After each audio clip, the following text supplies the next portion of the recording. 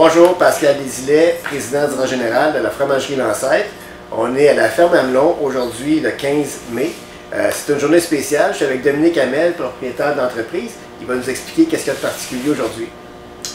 Bonjour, c'est ça, Dominique Hamel de la ferme Amelon. On sort aussi aujourd'hui les vaches au pâturage pour notre première journée du printemps. L'herbe est assez longue là, pour qu'il y ait de la nourriture suffisante pour leur alimentation. Puis les vaches sont super contentes de sortir. Aujourd'hui, on a sorti pratiquement tous les animaux. Combien d'animaux vous avez au pâturage? Bon, on a présentement 300 vaches, incluant les vaches taries. Puis sont séparées en deux groupes qui ont chacune leur parcelle, leur propre parcelle. Donc 300 vaches à l'extérieur, c'est quand même un bon défi. Combien de parcelles vous avez et comment vous gérez vos parcelles? En tout, on a environ une quarantaine de parcelles. Chaque jour, elles ont une parcelle différente. Alors, chaque journée, ils ont comme un nouveau buffet.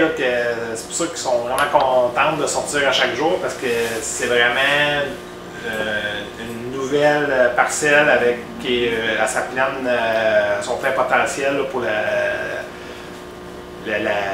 c'est pas de l'herbe vieille, disons. Là. Puis, dans le fond, normalement, c'est aux 3 semaines. Là, la rotation se fait sur environ 3 semaines, là, une vingtaine de jours. Puis là, on parle ici de pâturage, mais je pense qu'il faut parler de certification biologique. Donc vous, la ferme Amelon, vous êtes certifié biologique depuis combien d'années? 1992. Ça fait 30 quelques années. Et puis, le pâturage, c'est vraiment un élément distinctif, différenciateur de la norme biologique. Peux-tu nous expliquer un peu c'est quoi les caractéristiques ou les paramètres pour la gestion du pâturage sous la norme biologique? Ben, la certification, elle nous impose 120 jours de pâturage.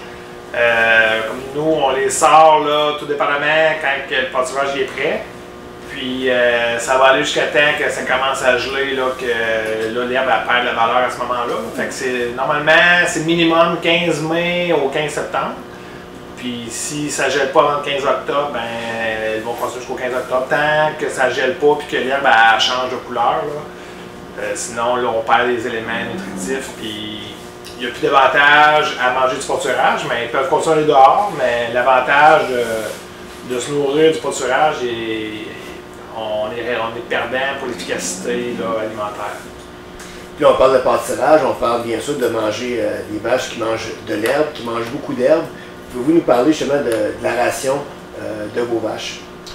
Mais dans le fond, comme mettons en hiver, ça va être beaucoup de foin. Ils vont avoir du maïs moulu, du soya moulu, puis des minéraux. Puis c'est au maximum 40% de concentré là, pour les meilleures laitières en début de lactation. Puis après ça, ben, quand ils sortent au pâturage, c'est le fourrage. Ce qu'ils mangent au pâturage, ben, il est enlevé en foin. Mais ils vont manger là, dans le maximum jusqu'à 80% de pâturage par jour. Des fourrages. OK, donc on peut dire qu'en hiver, c'est environ un minimum de 65% de fourrage en relation à l'hiver. Puis en été, c'est comme vous dites, ça peut aller jusqu'à 80%. Est-ce que c'est ça? Non, c'est qu'on regarde la même quantité de concentré l'été. C'est le pâturage, le 100% de foin qu'ils ont en hiver.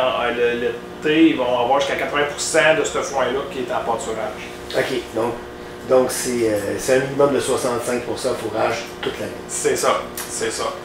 Sauf que le pâturage, là, et la certification nous demande 30% de leur alimentation qui est en pâturage. Mais ils vont bien au-delà de ça là, dans les mois mai-juin. Puis dès que là, on tombe plus en juillet-août dans les canicules, il y a plus de défis. Là, mais on est quand même à notre 30%, là, mais le défi est plus grand là, dans les canicules qui mangent au-delà de leur 30% de pâturage.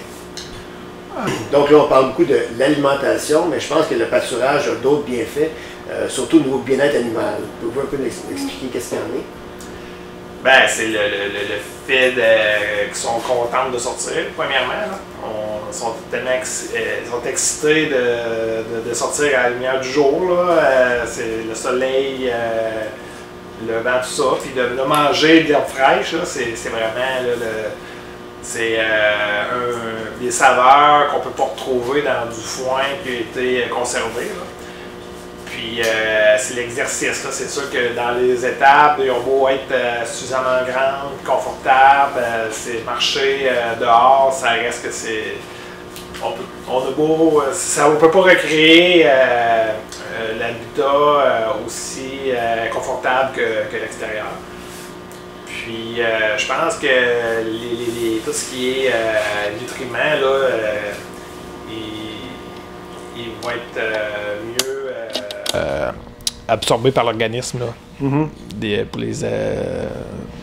C'est ça, en gros. Là. OK, excellent. Puis au niveau de vos vaches, quelle est la race des vaches que vous avez ici? Nous autres, c'est principalement des vaches Jersey, avec des descendants d'Holstein qui ont été croisés avec des taureaux de Jersey. Fait qu'on a des Jersey à pourcentage, si on veut, là. Puis des Jersey pur sang aussi. Puis c'est ça, c'est une race qui aime beaucoup aller au pâturage, là. Elles vont rentrer, sortir à volonté là, plusieurs fois par jour. Ils aiment marcher, sont curieuses. Alors, elles sont dans leur élément là, quand ils vont au pâturage, là, ils en profitent. C'est leur comportement naturel. Exactement. Donc, vous avez 300 vaches ici dans votre troupeau, donc 300 vaches à sortir au pâturage. C'est quand même un défi important. Pouvez-vous nous parler un peu là, de la gestion des parcelles, ce que ça implique? Bien, c'est ça. Dans le fond, nous, toute la superficie totale de pâturage est subdivisée en parcelles de pas mal même dimension. Puis, chaque jour, les vaches ont le droit à une parcelle à volonté, qui ont 24 heures pour manger ce qu'ils ont à manger. Le lendemain, ils vont dans une nouvelle parcelle, puis qui ont encore 24 heures pour la manger. Puis nous autres, on fauche la parcelle qui est de la veille. Puis ça permet qu'elles poussent toutes égales de même maturité. Puis ce qui est fauché fait de l'engrais. Fait que ça fait c'est très, très fertile, les pâturages. Puis on a des bons rendements à cause de ça, parce que c'est fertilisé à mesure. Puis ça permet aux vaches d'avoir toujours de l'herbe de maturité semblable. Fait que c'est toujours de saveur maximale. Là. Fait que les vaches sont toujours super contentes de sortir. Là. À chaque jour, ils sortent encore d'un bon pas, là, presque à la course, pour se rendre à leur parcelle, pour se dépêcher à manger, là, parce que c'est comme s'il y avait toujours du gâteau au chocolat, dans le fond. Là. Bien, ici, on a observé justement que les vaches étaient pratiquement en liberté complète. Pouvez-vous nous expliquer un peu comment ça fonctionne? Bien, c'est ça. Ici, nous autres, on est en robot de traite. Alors, la traite se fait 24 heures sur 24. Alors, les vaches, quand ils vont au pâturage, ils sont autonomes à rentrer et sortir de la ferme à volonté pour venir se faire traire. Ils vont même manger un petit peu, grignoter un petit peu dans l'étable aussi s'ils ont le goût, boire de l'eau, puis ils retournent au pâturage. Ils peuvent faire ça 10-15 fois par jour, là, tout dépendamment du soleil, de la pluie, tout ça. Là, mais la traite n'est jamais interrompue par le fait qu'ils sont dehors.